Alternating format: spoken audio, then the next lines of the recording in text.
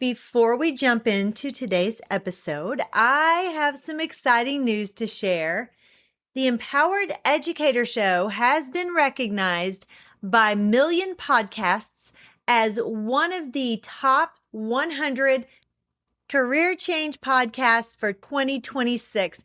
And I'm honored to share that we're ranked number 19. That's 19 out of 100. Thank you so much for being part of this incredible community of educators and leaders. Your support, your downloads, reviews, and your shares have made this possible. If you would like to see the complete top 100 list, I've included a link in today's show notes. Communication is one of the biggest sources of frustration in schools. Not necessarily because principals aren't communicating, but because they're communicating without thinking through the entire message. You can send the email, you can make the announcement, or you can post the message and still have people walk away confused. Good communication isn't about communicating more, it's about communicating with clarity and purpose. Today, I want to talk about a framework that I'm going to call C.L.E.A.R. C.L.E.A.R. Let's get started.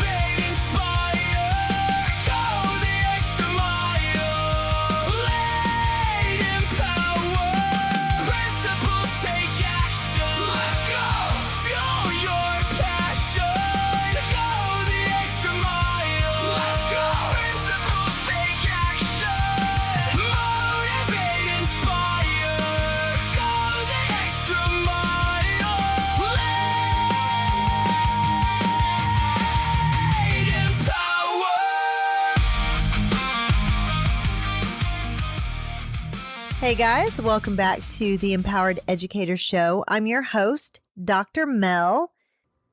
You might have noticed that I didn't get an episode out last Friday. I apologize for that.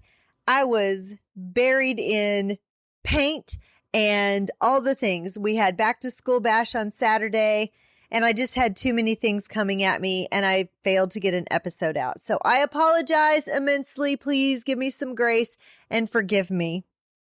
But I have a feeling that some of you were probably knee deep in your own back to school stuff and maybe didn't even notice that I didn't get an episode out last Friday. It is the first week of school at our school. Some of you may have started last week. Some of you may have started this week. Some of you may be starting pretty soon. But regardless, you've probably been very busy the last few days or weeks. I know I have. And we started school Monday, and there were some things that didn't go well and some things that I forgot to communicate because I had so much stuff coming at me. And I wanted to take a second and just really realign myself and what I needed to do differently or what I need to do differently going forward. And I was thinking, if I'm doing this and I know better, because I know I need better systems or good systems for this, I'm sure that some of you as new principals are doing the exact same thing. There were some things I completely forgot to communicate to the people who needed to know this week. So as I was sitting here thinking about, hey, what do I want to talk about? I was thinking to myself that I really need to think more about the what, the why, the who, and the how of the communication part of anything that I'm doing, because I don't want people not to know what's happening. And that's happened a little bit this week. So I thought, you know what? I remember things best when I have an acronym. So I came up with C.L.E.A.R. So the first letter is C, clarify. What exactly needs to be communicated? Before you communicate, you have to get clear yourself about what needs to be communicated. What is happening? What is changing?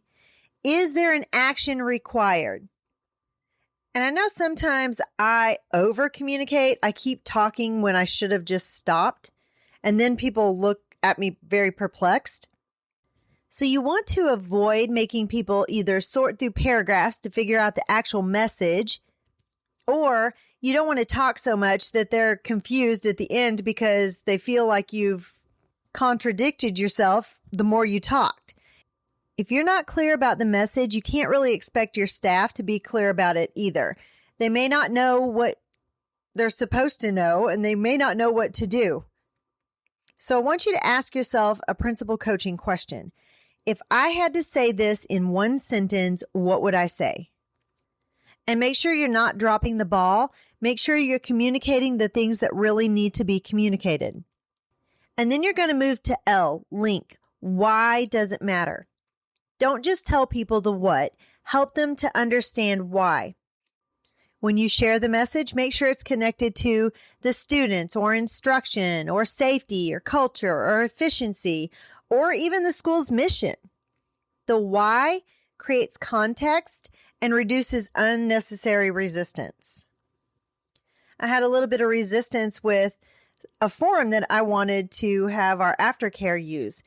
And they were like, well, why? They've got access to our student information system. And I had to go into detail about why I wanted a paper format rather than someone having to log into our student information system every time. But once I communicated that, why does it matter? Then there was no more pushback. So here's your principal coaching question. What context does my staff need to understand why this matters? And here's the piece that I struggled with this week. E, everyone. Who needs to know? Not everyone needs to know every piece of information, but I dropped the ball, and the important people who needed to know some things this week didn't get that communicated with them. And then we had some confusion. We had some mess ups. So identify who needs to know, who needs to act to make sure that they know, and who needs to be consulted. Think about the people who may be impacted, even if they aren't directly responsible. And that's where I failed this week. Over communicating to the wrong people can be just as frustrating as under communicating to the right people. But let me tell you, I would rather over communicate and make sure everybody knows than not communicate to the right people and then something not happen because I forgot to tell someone. And then you want to think about A, the approach. What's the best way to communicate it? The best message delivered through the wrong channel can still fail. So ask, should this be in an email? Should I just have a conversation with somebody? I tell you what, I am terrible at texting, and we do a lot of texting. We use GroupMe on my campus, and sometimes it's just easier for me to walk in the next room and say, hey, blah, blah, blah, than to actually sit down and try to text out something. Should it be said in a staff meeting? Or is it okay to actually text something or use GroupMe, which is what we use? Or does it need to be communicated through maybe multiple channels? Match the communication method to the urgency and the complexity and the sensitivity of the message. We have walkie-talkies, and I tell you what, sometimes my teachers think it's pretty easy just to grab up a walkie-talkie and broadcast a message to the entire staff and student body. And so I've had to remind them, you cannot use the walkie unless it's an emergency because, first of all, you're disrupting a class, every class. Second of all, some of you are sharing information that doesn't need to be shared.